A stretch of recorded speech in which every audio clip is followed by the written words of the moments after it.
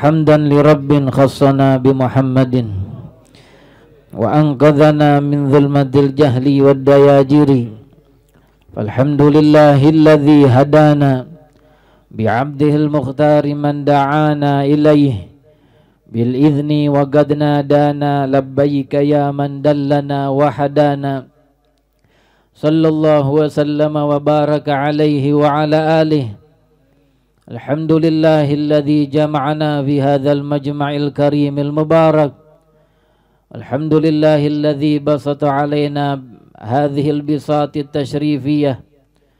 Syarrafana Allah ta'ala fid dunya wal akhirah wa rafa'a darajatina fid dunya wal akhirah. Amin amin ya rabbal alamin. Alhamdulillah, limpahan puji kehadirat Allah Subhanahu wa ta'ala yang maha memuliakan hambanya dan meninggikan derajat mereka dengan amal saleh dan memberikan mereka taufik, mengampuni dosa-dosa mereka ketika mereka kembali kepada Allah. Wa atbi'is sayyi'atal hasanata tamhuha wa khaliqin nasa bi khuluqin hasan. Berkata Rasul dalam hadis sahih, bertakwalah kalian di mana saja kalian berada. Wa atbi'is sayyi'atal hasanata tamhuha, dan iringilah perbuatan dosa itu dengan perbuatan kebajikan. Niscaya kebajikan itu akan menghapus dosa-dosa perbuatan maksiat tersebut. Wa khaliqin nasa bi khuluqin hasan, dan pergauli manusia dengan pergaulan yang baik. Berhubunganlah dengan manusia dengan hubungan yang baik. Dan tidaklah beliau mengucapkan demikian, melainkan beliau telah contohkan kepada kita umatnya. Dan pertama kali sebelum kita, ia contohkan kepada para sahabatnya. Bahkan ia telah contohkan kepada para kufar, musyrikin yang menyakiti beliau dan memusuhi beliau. Padahal sebelum beliau mengumumkan dirinya dan memberitahukan kepada mereka dan dirinya bahwa ia telah diangkat Allah menjadi Rasul, mereka begitu percayanya terhadap Rasul dan bahkan mereka rela dengan keputusan Rasul ketika mereka berebutan saling ingin menguasai Hajar Aswad untuk diletakkan di tempatnya ketika mereka merenovasi Ka'bah, atau ketika mereka membangun ulang Ka'batul Musyarrafah. Tapi sejak beliau mengatakan bahwa aku adalah Rasulullah, aku ajak kalian untuk menyembah Allah yang Maha Tunggal, yang tiada Tuhan selain Allah. Dan bahkan beliau berkata kepada sebagian mereka, katakanlah dua kalimat, jika kalian mengucapkan keduanya, tamlikuna bihimal Arab wal Ajam, kalian akan menguasai dengan dua kalimat itu bangsa Arab dan bangsa Ajam. Beliau memberikan janji yang tentunya janji beliau berdasarkan yang hak. Tapi semenjak setelah itu, maka banyak para musyrikin Quraisy mendustakan Sayyidina Muhammad. Banyak musyrikin Quraisy yang meninggalkan Sayyidina Muhammad, memusuhi beliau dan bahkan ingin sekali membunuhnya. Kapan dapat kesempatan, maka mereka ingin membunuh Rasul dan menghabisi dakwah Rasul untuk mengajak orang-orang yang di zaman beliau dan setelahnya agar mereka menyembah Allah Subhanahu wa taala semata. Hadirin hadirat yang dimuliakan Allah Subhanahu wa taala, semisal seorang musyrik Quraisy yang bernama Utbah bin Abi Mu'aid, sepeninggal Rasul paman beliau wafat dan sepeninggal Sayyidatina Khadijah wafat, kita tahu bahwa serangan begitu dahsyat dari para musyrikin Quraisy kepada Rasul dibanding ketika Abu Talib masih hidup, dibanding ketika Sayyidatina Khadijah sang penghibur beliau di rumah tangganya masih hidup. Waktu Rasul sedang sujud di hadapan Ka'bah di Masjidil Haram, di dekat beliau berkumpul para pemuka Quraisy. Tak tertinggal di antara mereka Abu Jahal dan Abu Lahab. Juga hadir di situ Uqbah bin Abi Mu'aid. Berkata Abu Jahal kepada mereka yang hadir di antara kelompoknya, di dekat mereka duduk ada tempat penyembelihan onta, di mana di situ disembelih onta kemarin lalu masih tertinggal kotoran-kotorannya belum dibersihkan. Berkata Abu Jahal berdiri, siapa di antara kalian yang mengambil kotoran itu dan menimpahkannya di atas Muhammad? Lalu bangun Uqbah bin Abi Mu'aid, aku yang akan melakukannya. Maka diambil kotoran itu kemudian dibawa, dan Rasul sedang sujud di hadapan Ka'bah dan ditumpahkan kotoran onta tersebut di atas punggung dan kepala Rasulullah sallallahu alaihi wasallam. Lalu beliau tidak beranjak dari tempatnya, terus sujud walaupun kotoran itu memenuhi punggung dan kepala beliau. Begitu digambarkan oleh para ulama sirah, rintangan yang semakin berat setelah wafatnya Abu Talib, paman beliau yang melindungi beliau luar dan dalam. Lalu bahkan di suatu saat pernah ketika Rasul di Masjidil Haram, datang para pemuka Quraisy kemudian mendekati beliau, salah satunya mengambil dan melepaskan selendangnya dari pundaknya, lalu melilitkannya di leher Rasul dan kemudian mencekek beliau habis-habisan sampai memerah wajah Rasulullah. Lalu bergerak Sayyidina Abu Bakar. Kata Sayyidina Ali yang meriwayatkan hadis tersebut, kami berada dan melihat, tapi tiada satupun yang berani di antara kami bergerak untuk melepaskan cekekan itu, kecuali Abu Bakar Siddiq radhiyallahu taala anhu arda. Bangkit Sayyidina Abu Bakar Siddiq mendekati kelompok itu dan kerumunan tersebut, masih Rasulullah dalam keadaan tercekik, lalu didorong yang ini, ditendang yang itu, dipukul yang itu agar terlepas cekikan itu dari Rasulullah sampai kemudian terlepas cekikannya. Dan beliau mengatakan, ataqtuluna rajulan yaqulu rabbi Allah, apakah kalian membunuh seorang yang mengatakan Tuhan aku Allah? Kata Sayyidina Ali, jauh selepas kejadian tersebut kepada orang-orang yang ada di antara beliau, man asyja'un nas, siapa orang yang paling berani di antara kalian? Lalu mereka mengatakan tidak tahu. Lalu Sayyidina Ali mengatakan orang yang paling berani adalah Sayyidina Abu Bakar. Di mana ketika Rasul tercekik, dia ceritakan kejadian tadi, tak ada yang bergerak di antara kami kecuali Sayyidina Abu Bakar. Ya dorong ini, ya pukul ini, ya tendang si fulan agar Rasul terlepas dari cekikannya, dan kami hanya bisa melihat dan terdiam. Lalu ketika Sayyidina Ali selesai menceritakan kejadian tersebut, ia ambil selendangnya dari pundaknya, kemudian ia tutup mukanya dan ia menangis terseduh-seduh. Menangis terisak-isak sampai membasahi janggutnya dan jenggotnya. Hadirin hadirat yang dimuliakan Allah Subhanahu wa taala. Tapi terlepas dari itu semuanya, dari semua cobaan yang menimpa Rasul sallallahu alaihi wasallam dalam dakwah beliau hanya mengatakan dalam doanya, Allahumma hdi qaumi fa innahum la ya'lamun. Ya Allah, berikan hidayah kepada kaumku, sungguh mereka tidak mengetahui. Benar, karena kalau mereka mengetahui siapa ini yang mereka cekik, siapa ini yang mereka lumuri dengan kotoran onta itu, niscaya mereka tidak akan melumurinya atau mencekiknya, bahkan mereka akan mencium kakinya.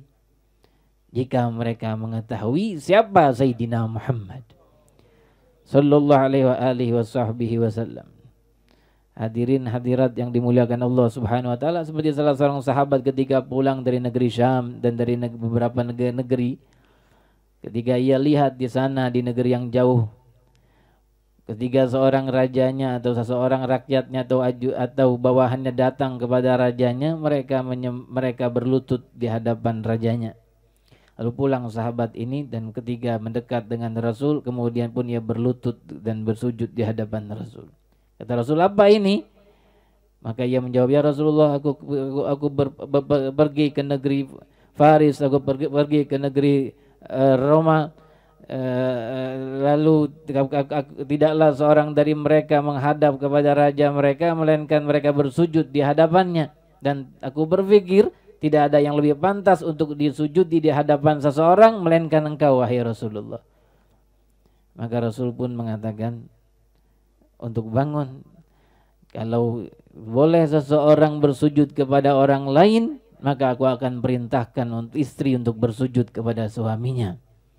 Hadirin hadirat yang dimuliakan Allah, itu yang mengetahui kadar derajat Sayyidina Muhammad sallallahu alaihi wasallam.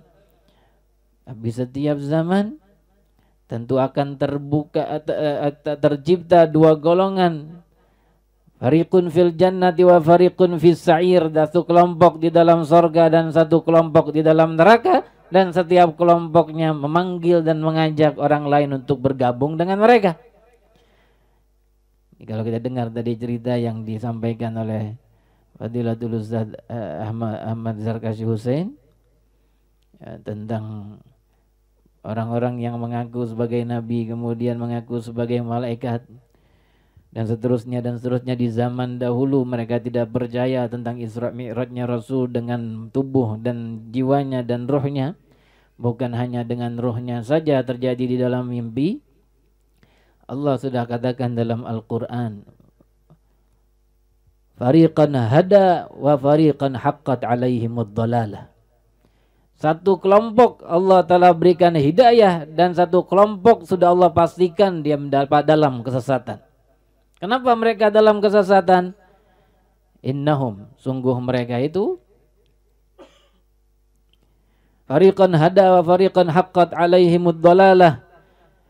Innahum ittakhadhu syayatina awliya'a min dunillah wa yahsabuna annahum muhtadun.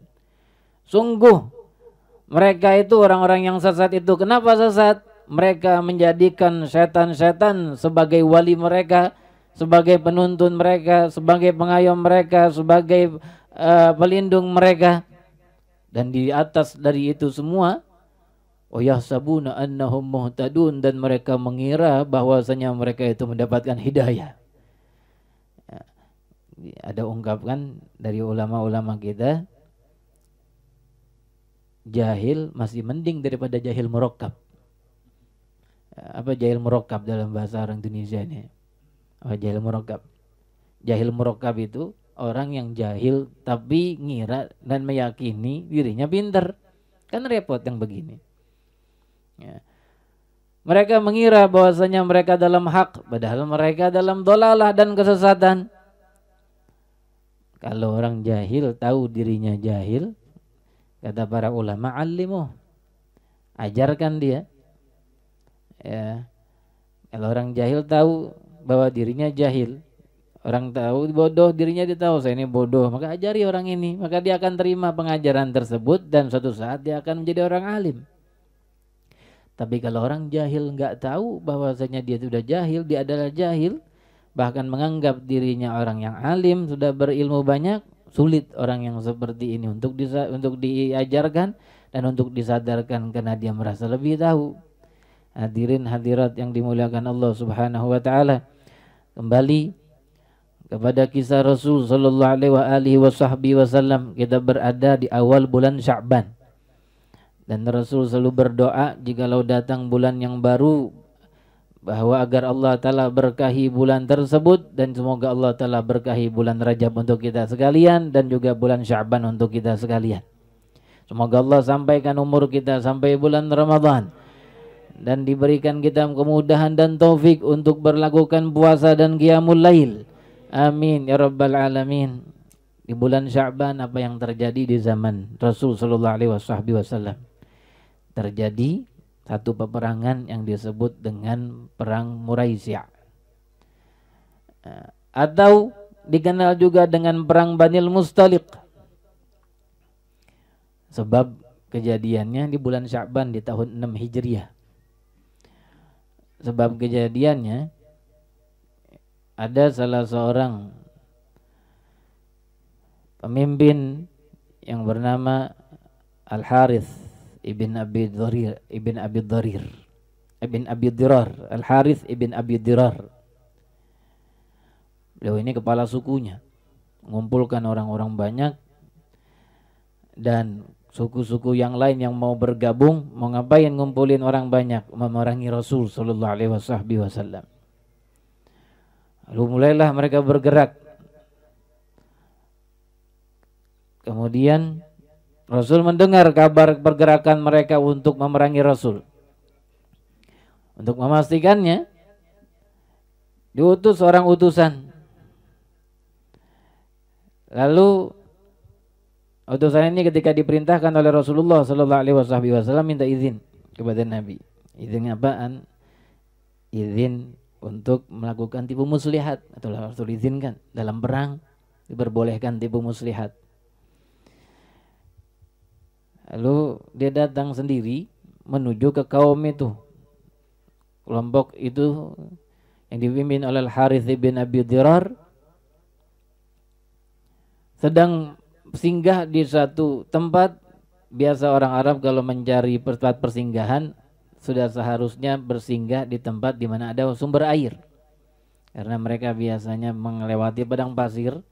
Air adalah satu hal yang sangat penting. Maka datang Sayyidina Al-Harith bin Abi Dirar, utusan Rasul ini kepada kelompok Al-Harith bin Abi Dirar, mengambil air di situ. Kemudian ditanya, "Kau siapa?" "Aku datang untuk bergabung pada kalian," katanya. Aku dengar bahwasanya kalian datang ke sini dalam perjalanan untuk memerangi Muhammad." Tahu bahwasanya orang ini berada di pihaknya. Al-Harith bin Abi Dirar mengatakan, "Kalau begitu percepat, ayo. Mana yang lain? Aku akan pulang sekarang, aku akan membawa kelompok dan orang yang sangat banyak." Senang nih Al-Harith bin Abi Dirar, ternyata dapat bantuan lagi dari kelompok orang ini. Padahal dia memata-matai, ya. Dia katakan demikian, udah izin sama Rasul tadi, Rasul kasih izin. Ternyata ketika ditanya dia ucapkan begitu, terbukti bahwasanya Al-Harith bin Abi Dirar dengan kelompoknya ini mau memerangi Rasul. Itu maksudnya Rasul memastikan mereka ini benar atau tidak memerangi kita ketika mengumpulkan orang banyak itu. Ternyata benar.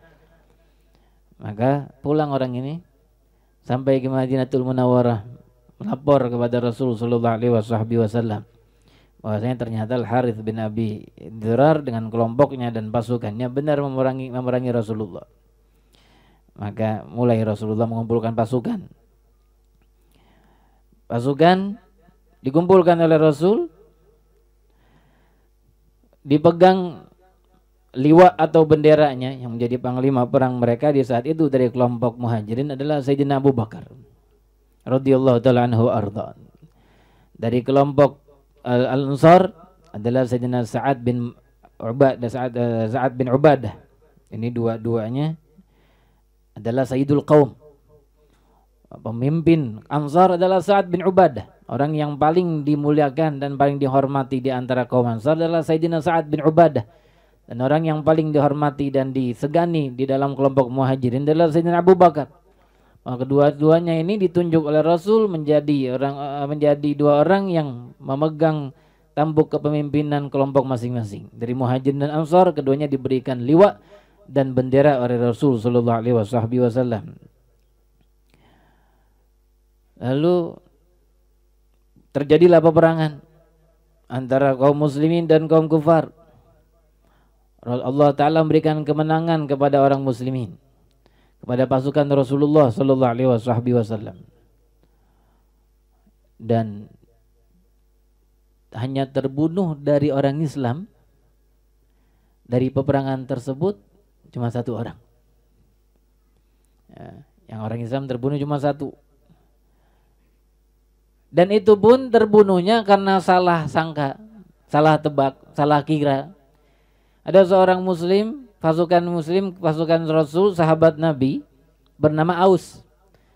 Dia berada di kelompok Sayyidina Sa'ad bin Mu'adz, Sayyidina Ubadah bin Samit. Sayyidina Ubadah bin Samit dalam kelompoknya. Karena kalau setiap perang kan ada kelompok-kelompoknya. Ya. Dia kira ini Aus ini yang bernama Aus mengira bahwasanya orang ini adalah dari kelompok musyrikin, dari kelompoknya Al-Harith bin Abi Dirar. Namanya Hisham bin Subabah. Ini yang terbunuh. Maka dibunuh oleh Aus. Padahal dia bunuh temannya sendiri ternyata. Ya, orang kalau perang kan nggak kayak sekarang ini tembak jauh-jauhan.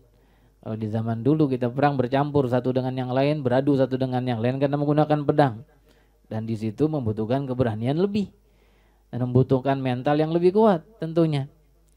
Nah, karena salah sangka dibunuh oleh Aus Sayyidina Hisham bin Subabah. Maka wafat. Itu pun karena tersalah. Maka terjatuhlah satu orang korban dari pasukan kaum muslimin. Di pasukan para kufar yang terbunuh 10 orang. Tapi yang tertawan banyak, dan bahkan Rasulullah mendapatkan harta rampasan yang banyak di dalam perang Banil Mustaliq ini atau perang Muraisya, dari tawanan ataupun dari onta ataupun dari kambing. Onta saja yang beliau dapatkan tidak kurang dari 200 onta, dan kambing tidak kurang dari 5.000. Kita bayangkan itu 5.000 dibawa dalam perang. Coba, ini kan perang ini, artinya perang kan keluar dari kampung. Itu 5.000 dibawa, onta 200 dibawa. Nah, untuk perbekalan makan mereka di jalan, mereka makan, mereka sembeli onta, mereka sembeli kambing, kan itu maksudnya. Maka itu yang didapatkan oleh Rasul dan para sahabatnya selesai perang. Dan ada 200 keluarga yang menjadi tawanan. Bukan 200 orang, 200 keluarga yang menjadi tawanan dari perang ini. Dan di antara tawanan yang ditawan, seorang wanita, putri kandung kepala sukunya, yaitu putri kandung Al-Harith bin Abi Dirar. Namanya siapa? Namanya Barrah bintil Harith. Perempuan dan wanita yang sangat cantik. Kata Sayyidina Aisyah radhiyallahu taala anha ardhaha, tidaklah laki-laki melihatnya pasti akan tertarik. Ya, jangan dibayangin tapi dengerin aja. Enggak ada lagi orangnya. Barrah bintil Harith. Setelah dibagi-bagi tawanan perang, maka Barrah bintil Harith ini jatuh milik Sayyidina Thabit bin Qais, milik beliau. Ketika sudah ketahuan bahwa Sayyidina Barrah bintil Harith ini milik Thabit bin Qais, Sayyidina Thabit bin Qais, dia pun mengajukan tawaran. Tawaran apa? Tawaran kitabah. Ini wanita ini. Kitabah itu artinya si tuan, seorang majikan yang mempunyai budak hamba sahaya, memberikan ketentuan kepada budaknya kalau mampu membayar sekian-sekian dengan waktu sekian-sekian dan angsuran sekian-sekian, maka dia akan menjadi orang merdeka. Maka diterima tawaran itu oleh majikannya, oleh Sayyidina Thabit bin Qais. Jadilah wanita ini, putri kepala suku yang cantik ini, menjadi perempuan atau hamba yang disebut dengan amah mukatabah. Perempuan budak yang terjalin akad kitabah namanya dalam ilmu fiqih. Hadirin hadirat yang dimuliakan Allah Subhanahu wa taala. Lalu datang kepada Rasulullah untuk minta bantuan. Bantuan apaan? Bantuan agar Rasul membantunya untuk melunasi utang kitabah tadi agar dia menjadi orang merdeka. Enggak mau menjadi orang tawanan, menjadi seorang budak. Kemudian diceritakan oleh Sayyidina Aisyah, Rasulullah sedang tidur di atas pangkuannya. di atas pangkuan Sayyidatina Aisyah radhiyallahu taala anha wa ardhaha. Lalu tiba-tiba masuk perempuan ini, ya tentunya setelah izin. Sayyidatina Aisyah ketika melihat perempuan tersebut, ya Barrah bintil Harith bin Abi Dirar, kagum dengan kecantikan wanita ini. Kemudian dia minta kepada Rasul, setelah menghadap pada Rasul dan bertemu dengan beliau, diceritakan tentang bagiannya dia milik siapa, kemudian tentang akad atau transaksi kitabah yang harus dilunasi utangnya. Ya Rasulullah, katanya, maukah aku minta kepadamu untuk membantuku dalam melunasi utang kitabah? Kata Rasulullah, maukah aku berikan sesuatu yang lebih baik? Kata Barrah, apa itu hai Rasulullah? Sebelumnya dia mengucapkan syahadat dulu sebelum bicara. Wahai Rasulullah, aku bersaksi bahwasanya tidak Tuhan selain Allah dan engkau adalah Muhammad Rasul. Berarti dia sudah muslimah. Apakah engkau ingin aku berikan sesuatu yang lebih baik? Kata dia, tanya, apa itu ya Rasulullah? Aku akan lunasi utangmu dan aku akan menikahimu. Kata Rasul. Maka diterima oleh Sayyidina Barrah bintil Harith. Dirubah namanya oleh Rasulullah menjadi Sayyidina Juwairiyah Ummul Mukminin. Ya, yang bernama Juwairiyah Ummul Mukminin kan ada. Dan itu namanya aslinya Barrah bintil Harith. Sekarang menjadi Juwairiyah bintil Harith bin Abi Dirar. Dirubah oleh Rasulullah menjadi Juwairiyah. Lalu setelah Rasulullah memerdekakannya, setelah Rasulullah memanggil Sayyidina Thabit bin Qais, bahwasanya dia akan membayar hutang lunasnya, membayar hutang kitabahnya, melunasinya. Kata Sayyidina Thabit bin Qais, ya Rasulullah, untukmu maka aku berikan. Maka diberikan untuk Rasulullah. Setelah diberikan kepada Rasulullah, dimerdekakan oleh Nabi. Setelah diberikan oleh Nabi, dinikahi oleh beliau. Maka tersebar berita di antara kaum muslimin, pasukan-pasukan Islam, dan mereka sudah mendapatkan bagian-bagian mereka, tawanan-tawanan perang, yang wanitanya dan semuanya. Masing-masing sudah mendapatkan tawanan-tawanan masing-masing dari bagiannya. Mereka mendengar bahwa Rasulullah menikahi Juwairiyah, menikahi Barrah bintil Harith, anak kepala suku. Lalu para sahabat pun mengatakan, tidak mungkin ia dinikahi oleh Rasulullah dan menjadi istri Rasul, menjadi ummul mukminin. Kemudian para kerabat-kerabatnya ada di tangan kita menjadi budak. Kaum muslimin pun, para pasukan muslimin pun memerdekakan semua orang yang ada di tangan mereka. Kata Sayyidina Aisyah ketika meriwayatkan kejadian tersebut, telah dibebaskan dari perbudakan 100 keluarga. Ditawan 200 keluarga. Yang dilepaskan oleh para sahabat karena mereka adalah kerabat dari putri kepala suku ini. Tidak kurang dari 100 keluarga dibebaskan dari perbudakan oleh kaum muslimin. Kata Sayyidina Aisyah, demi Allah, tidak pernah aku dapatkan perempuan yang begitu berkah terhadap kaumnya melebihi Juwairiyah bintil Harith. Tidak pernah ada orang dimerdekakan ya sebanyak itu karena dirinya. Lalu Sayyidatina Juwairiyah Ummul Mukminin bercerita tentang kejadian yang dilihat dalam mimpinya sebelum terjadi peperangan antara ayahnya dengan Rasulullah. 3 hari sebelum kejadian perang itu, aku bermimpi di malam hari. Di dalam mimpiku aku lihat ada bulan purnama yang begitu terang datang dari Yathrib, dari Madinah, menuju ke rumahku dan kemudian berada di atas pangkuanku. Beliau mimpi itu 3 hari sebelum kejadian perang, sebelum dia ditawan. Lalu ketika aku ditawan dan menjadi bagian Thabit bin Qais, Sayyidina Thabit bin Qais radhiyallahu taala anhu arda, aku mengharap mimpiku itu terjadi betulan. Maka kemudian benar terjadi, ternyata aku dinikahi oleh Nabi Muhammad sallallahu alaihi wasallam. Ternyata bulan yang dilihatnya dan ada di pangkuannya adalah Rasulullah sallallahu alaihi wasallam. Lalu aku tidak tahu kabar yang terjadi di luar tentang dimerdekakannya banyak orang-orang dari kerabat-kerabatku setelah aku dinikahi oleh Rasul, melainkan setelah sepupuku, seorang perempuan disebutkan namanya, sepupuku datang kepadaku dan diceritakan tentang kejadian yang ada di luar sekarang, bahwasanya banyak kaum muslimin, para sahabat itu memerdekakan budak-budak yang ada di bawah mereka dan dikuasai oleh mereka karena engkau telah dinikahi oleh Rasul. Aku baru tahu dia setelah datangnya kabar dari bintu amnya, itu dari sepupunya, Hadirin hadirat yang dimuliakan Allah Subhanahu wa taala. Ini peperangan yang disebut dengan perang Banil Mustaliq. Perang yang disebut juga dengan perang Al-Muraisya. Kenapa dinamakan perang Muraisya? Karena tempatnya. Tempat mereka peperangan itu terjadi, yaitu tempat itu disebut Muraisya. Dan disebut dengan perang Banil Mustaliq karena yang bergerak ini Banil Mustaliq yang dipimpin oleh Al-Harith bin Abi Dirar. Hadirin hadirat yang dimuliakan Allah Subhanahu wa taala. Ini yang bisa disebutkan tentang Sayyidina Rasul sallallahu alaihi wasallam yang dalam perjalanan beliau di bulan Sya'ban, dan kita berada di bulan Sya'ban, dan bulan Sya'ban termasuk bulan di mana dianjurkan banyak berselawat kepada Nabi Muhammad sallallahu alaihi wasallam. Dan di bulan ini Allah Ta'ala turunkan ayat innallaha wa malaikatahu yusalluna 'alan nabi ya ayyuhalladzina amanu sallu 'alaihi wa sallimu taslima.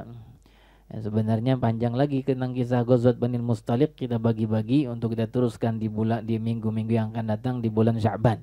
Belum lagi cerita tentang ucapan yang disebutkan oleh Ra'isul Munafiqin, ketua dari orang alim orang munafikin, yaitu Abdullah bin Ubay bin Salul, yang diabadikan Allah Ta'ala ucapannya dalam Al-Quran untuk menghinakannya. Allah Ta'ala firmankan dalam Al-Quran dalam surat Al-Munafiqin,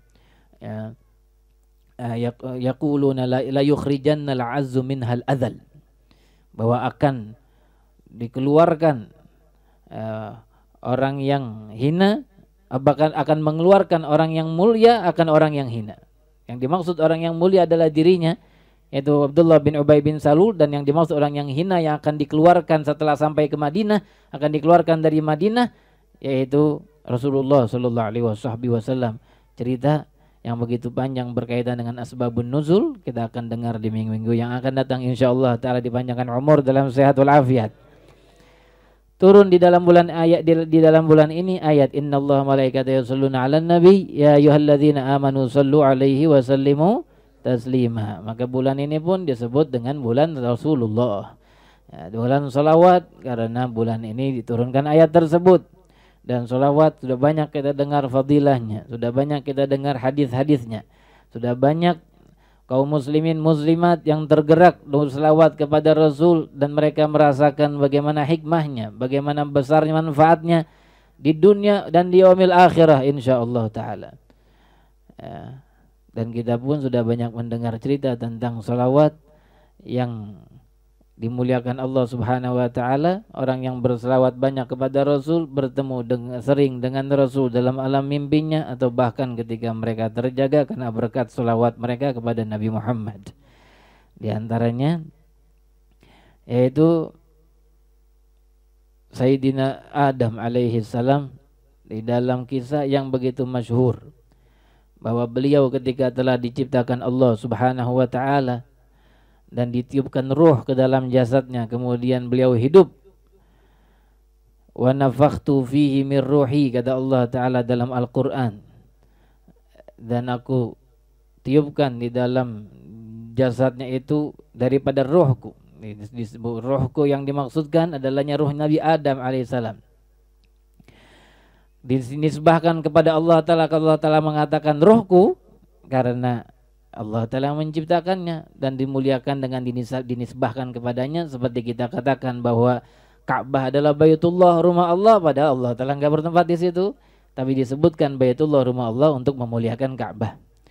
Hadirin hadirat yang dimuliakan Allah Subhanahu wa taala, Nabi Adam ketika mendekat kepada Sayyidina Hawa, setelah Sayyidina Hawa diciptakan Allah dari tulang rusuknya, maka Sayyidina Hawa meminta mahar. Lalu Sayyidina Adam alaihi salam bertanya kepada Allah Ta'ala, enggak tahu mahar, apa mahar? Kan yang pertama kali nikah, ya, enggak pakai bawa-bawaan tuh, enggak ada ngejot. Orang Betawi bilang ada ngejot. Mana maharnya diminta oleh Sayyidina Hawa? Balik bertanya kepada Allah Ta'ala, ya Rabb, minta mahar, maharnya apa? Maharnya berselawat kepada Muhammad, katanya. Allahumma sholli wa sallim barik alaihi wa ala alihi. Berapa banyak? 20 kali. Ya. 20 kali mudah aja berselawat kepada Rasul sallallahu alaihi wasallam. Hadirin hadirat yang dimuliakan Allah Subhanahu wa taala. Juga di dalam kitab Irsyadul Ibad disebutkan tentang beberapa hal yang berkenaan dengan selawat, yang memuliakan orang yang berselawat. Di antaranya Allah Ta'ala berfirman kepada Nabi Allah Musa alaihi salam. Kata Allah Ta'ala kepada Nabi Allah Musa, apakah engkau ingin tidak kehausan di hari kiamat? Kata Nabi Allah Musa, naam, ya Allah, aku ingin untuk tidak kehausan di hari kiamat. Maka kata Allah Ta'ala, perbanyaklah selawat kepada Nabi Muhammad sallallahu alaihi wasallam. Untuk menghilangkan kehausan di hari kiamat, ternyata selawat adalah penangkalnya, selawat adalah obatnya. Lalu di dalam kisah yang lain juga ada seorang yang sangat jahat, banyak berbuat kejahatan di zaman Bani Israel. Lalu wafat orang ini. Karena begitu jahatnya, ketika dia wafat gak ada yang mau mandiin. Bayangkan tuh orang jahatnya kayak gimana. Orang kita nih, biarpun ada orang penjahat di sini, kalau wafat ada yang mandiin. Meninggal minimal petugas rumah sakit di sana, di apa namanya tuh, rumah sakit apa namanya, Sukamto. Nah, ya, ada orang penjahat tembak mati ya polisi, masukin ke sana, dimandiin sama petugasnya, kan nggak dibiarin. Ya. Atau paling nggak keluarganya mandiin, ini nggak ada yang mandiin, nggak ada yang nguburin. Artinya kejahatannya terlampau, melewati batas, sampai orang-orang nggak ada yang memandikannya dan menguburkannya. Allah Ta'ala perintahkan kepada Nabi Allah Musa alaihissalam, wahai Musa, mandikan itu orang dan kuburkan. Nabi Allah Musa tahu orang ini seperti apa, sehingga masyarakatnya nggak ada yang mau ngurusin jenazahnya. Maka Nabi Allah Musa tanya kepada Allah Subhanahu wa Ta'ala, ya Rabb, kenapa engkau perintahkan demikian? Kata Allah Ta'ala, aku telah ampuni dosanya. Ya Rabb, dengan apa engkau ampuni dosanya? Lalu Allah Ta'ala berfirman kepada Nabi Allah Musa bahwasanya di suatu saat dia pernah membuka Taurat. Kemudian dia dapatkan di dalam kitab Taurat nama Muhammad dan dia berselawat kepada Nabi Muhammad sallallahu alaihi wasallam. Dalam hal ini menunjukkan bahwa dalam kitab Taurat ada nama Rasulullah. Sebagaimana dalam kitab Injil ada nama Rasulullah. Hanya mereka menyembunyikan kebenaran tersebut sehingga mereka hapus, sehingga orang-orang tidak mengetahui bahwa dalam kitab Taurat dan Injil telah menyebutkan keberadaan Rasul sallallahu alaihi wasallam, padahal berapa jaraknya antara Taurat dan Quran. Nabi Allah Musa dengan Rasulullah berapa jaraknya? Kurang lebih 3000 tahun. 3000 tahun antara Nabi Allah Musa dengan Nabi Muhammad sallallahu alaihi wasallam. Mana di antara kita orang yang hidup 3000 tahun sudah disebutkan. 3000 tahun sudah disebutkan. Lalu antara Nabi Allah Musa dengan Nabi Isa kurang lebih 500 tahun, dan telah disebutkan oleh Allah dalam Injil tentang keberadaan Rasul sallallahu alaihi wasallam, dan semua nabi dan rasul telah diikat janji oleh Allah Ta'ala di dalam Al-Qur'an, jikalau datang rasul ini, rasul akhir zaman yang menjadi penutup para nabi dan rasul, jikalau datang di antara kalian, bahwa kalian harus membelanya, harus mengikutinya dan harus patuh padanya. Maka semua nabi dan rasul tahu akan datang nabi yang bernama Muhammad bin Abdullah sallallahu alaihi wasallam, sebagaimana penjaga langit, malaikat penjaga langit tahu bahwasanya Rasul akan datang ke langit di malam Isra Mi'raj. Hanya mereka tidak tahu kapan datangnya, kapan waktunya. Sebab itu setiap kali Rasul dan Sayyidina Jibril mengetuk pintu langit untuk masuk ke langit tersebut dan menuju ke langit berikutnya, ditanya oleh penjaga pintunya, siapa di depan pintu? Katanya Sayyidina Jibril. Waman ma'ak, siapa bersamamu? Muhammad. Allahumma sholli wa sallim alaihi wa alihi.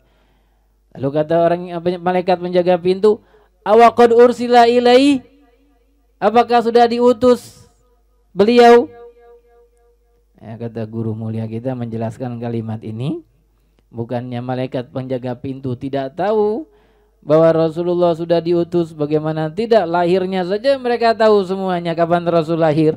Semua alam bergembira, alam langit, alam bumi, selain manusia dan jin yang kafir terhadap Allah Subhanahu wa taala, mereka tidak gembira dengan kelahiran Rasul. Malaikat tahu kapan Rasulullah lahir. Dan pertanyaan tersebut artinya, apakah sudah datang waktunya ia datang ke tempat kami? Memuliakan kami di alam ini?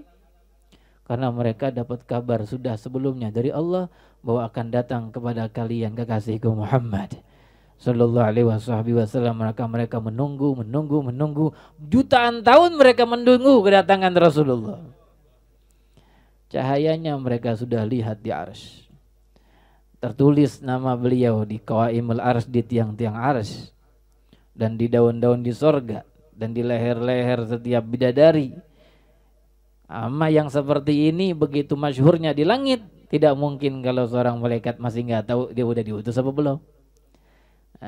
Arti maknanya sudah diutus atau belum? Apakah sudah datang waktunya mengunjungi kami? Karena mereka bergembira ketika dimuliakan Allah, didatangi oleh Nabi Muhammad SAW. Maka Allah Ta'ala dengan keadilannya dan kebijaksanaannya kepada para makhluk semuanya, bukan hanya penduduk bumi yang dimuliakan oleh Allah Ta'ala dengan keberadaan Rasul dilahirkan di situ, tapi bahkan penduduk langit dimuliakan Allah dengan didatangi oleh jasad beliau semasa hidup. Sallallahu alaihi wasallam. Hadirin hadirat yang dimuliakan Allah Subhanahu wa taala, maka enggak ada yang mendapatkan kesialan ketika dekat dengan satu sosok ini. Bahkan yang ada keberuntungan, terus keberuntungan, terus keberuntungan. Semakin seseorang mempererat hubungannya dengan beliau, maka semakin banyak kebaikan dan keberuntungan datang kepadanya dari Allah Subhanahu wa taala. Cukup penjelasan hadis salawat yang disebutkan Rasul dalam hadis, barang siapa yang berselawat kepadaku maka ya Allah berselawat kepadanya 10 kali, menunjukkan keberuntungan yang besar ketika seseorang berusaha dekat dengan Sayyidina Muhammad. Berusaha dekat dengan memulai selawatnya. Datang 10 dari Allah, 1 selawat. Datang 10 lagi dari Allah ketika 1 lagi selawat. Datang 10 lagi dari Allah ketika datang lagi 1 selawat. Semakin banyak selawat, semakin dekat dia dengan Nabi, dan semakin dekat dia dengan kekasih Allah Subhanahu wa ta'ala. Maka dengan demikian semakin dia mulia. Maka bukan Rasul yang mendapatkan keberuntungan dengan selawatnya, tapi ia sendiri yang memberikan keuntungan kepada dirinya dengan selawat yang diucapkan untuk Nabi Muhammad sallallahu alaihi wasallam. Semoga kita dimuliakan Allah dunia wal akhirah. Dan ikatan yang kita jalin dan mulai kita eratkan di dalam majelis ini kepada Rasul, semoga semakin dikuatkan oleh Allah Ta'ala. Semakin diperdekat kita dengan Rasul oleh Allah Jalla Jalaluh. Semakin kita diberikan hubungan yang istimewa antara kita dengan Sayyidina Muhammad. Semakin kita dipastikan oleh Allah tertulis di antara mereka yang mendapatkan syafaat Sayyidina Muhammad. Yang di antara mereka yang mendapatkan pandangan kasih sayang Sayyidina Muhammad. Mendapatkan kesempatan melihat wajah beliau di yaumil qiyamah. Mendapatkan bagian besar ketika beliau memanggil umat untuk datang kepada telaga beliau, mendapatkan minuman dari beliau, mendapatkan kesempatan besar untuk berdekatan dengan beliau di yaumil qiyamah di dalam surganya Allah. Ya Rabbana ya Rahim, kumpulan ini ya Rabb berkahi dunia wal akhirat. Pertemuan ini ya Rabb berkahi dunia wal akhirat. Bagaimana kami mengingatmu dan mengingat Rasulmu selalu di dalam majlis seperti ini, berselawat dari awalnya sampai akhirnya, mengingat perjuangan beliau, mengingat jasa besar beliau, mengingat pengorbanan beliau. Ya Rabbana, jangan jadikan Rasul melupakan kami di yaumil qiyamah.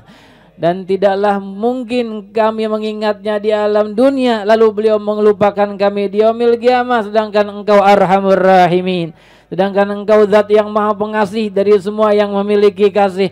Ya Rabbana ya Rahim, kumpulkan ini yang hadir dan yang mendengar dengan Rasul di dunia wa fil akhirah, fil barzakh wa fil yaumil qiyamah. Semoga kita semuanya dikasih Rasulullah, dipandang Rasulullah, dijemput Rasulullah, dipanggil Rasulullah, didekatkan oleh Rasulullah, diredai oleh Rasulullah, dan membuat semua yang hadir di sini dan yang mendengar membuat butiran senyuman yang ada dalam bibir beliau di padang mahsyar dan di yaumil barzakh dan di yaumil qiyamah. Amin ya rabbal alamin. Faqulu jami'an ya Allah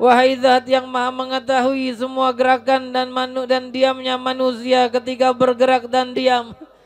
Wahai Allah, ya Allah, ya Allah, ya Allah, ya Allah, ya Allah, tak akan bosan Engkau mendengar ini semua sampai kami bosan. Dan Kau selalu redha terhadap mereka yang menyebut namamu dengan mengagungkanmu, menyebut namamu dan bertakbir padamu, memuliakanmu. Dan Kau akan selalu memberikan mereka kemuliaan ketika mereka berserah diri padamu. Ya Rabb, tidak ada zat yang patut kami sembah melainkan-Mu ya Rabb. Tidak ada zat yang patut kami pinta melainkan Engkau ya Allah. Wahai yang maha memberi, beri apa yang kami pinta di malam ini. Beri apa yang kami pinta di malam-malam yang telah lalu. Di setiap malam dan di setiap tengah malam hamba-Mu berminta kepadamu dan bermunajat. Dan Kau selalu memberi mereka, maka beri kami sebagaimana Engkau memberi mereka ya Rahmanu ya Allah. Ya Allah.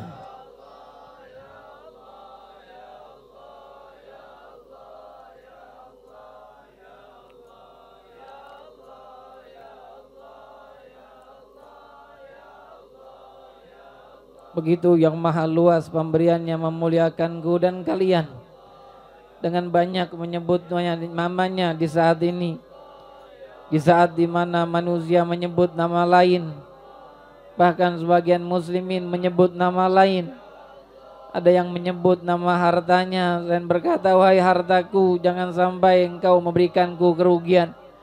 Ada yang menyebut nama istrinya dan mengagungkannya, dan yang menyebut nama suaminya dan mengagungkannya. Ada yang menyebut nama jabatannya agar tidak terlepas dari tangannya. Ada yang menyebut nama kehormatannya agar tidak terhinakan di antara masyarakatnya.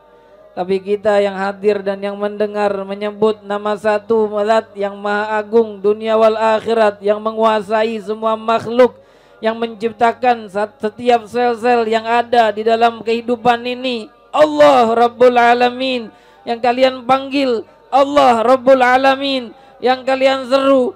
Allah Rabbul Alamin, yang kalian sembah. Allah Rabbul Alamin, yang kalian harapkan pemberiannya, dan Ia akan memberi dan selalu memberi. Ya Rabb, ini hamba-Mu sekelompok telah hadir di majelis ini menyebut nama-Mu dan mengagungkan-Mu. Muliakan kami ya Rabb, angkat derajat ini, hapus semua dosa-dosa kami yang hadir, dan jadikan semua amal ibadah kami Engkau terima dunia ini, sehingga kami wafat dalam kemuliaan, membawa semua yang kami amalkan di alam dunia, dan menjadi mereka kelompok dalam kelompok mereka yang beruntung. Ya Rabbana ya Rahim, ya Hayyu ya Qayyum, ya Allah, ya Allah, ya Allah, ya Allah.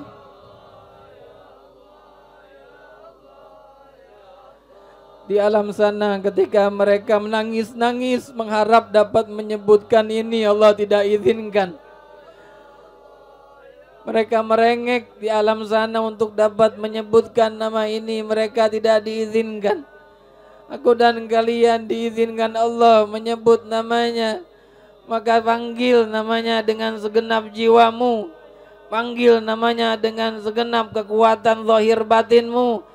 Sebut namanya dengan segala keagungannya. Ya Allah, ya Allah, ya Allah, ya Allah, ya Allah. Nama ini berarti tiada kekuatan yang sekuat zat ini, tiada ada kekuasaan yang sekuasa zat ini. Maka tinggalkan kekuasaan semua makhluk, kembali kepada kekuasaan yang satu ini, zat yang maha tunggal.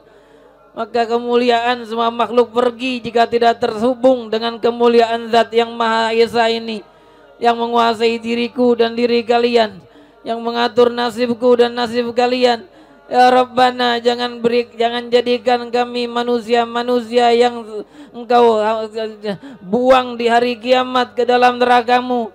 Pilih kami menjadi orang yang menempati surga-surga-Mu ya Rabbi ya Allah. Ya Allah. Ya Allah. Ya Allah. Ya Allah. Dalam surga-Mu bersama Sayyidina Muhammad ya Allah. Ya Allah, bersama Sayyidina Muhammad ya Allah. Ya Allah. Ya Allah, bersama Rasulullah ya Allah. Ya Allah. Ya Allah, jangan pisahkan kami dengan beliau ya Allah. Ya Allah, jangan haramkan mata ini memandang wajah beliau ya Allah. Ya Allah. Ya Allah. Ya Allah, rugi yang tidak melihat wajah Sayyidina Muhammad. Merugi yang tidak terhubung di siang mulia akhirat dengan Sayyidina Muhammad. Merugi yang diusir dari kelompok Sayyidina Muhammad. Merugi yang dijauhkan dari kelompok Sayyidina Muhammad.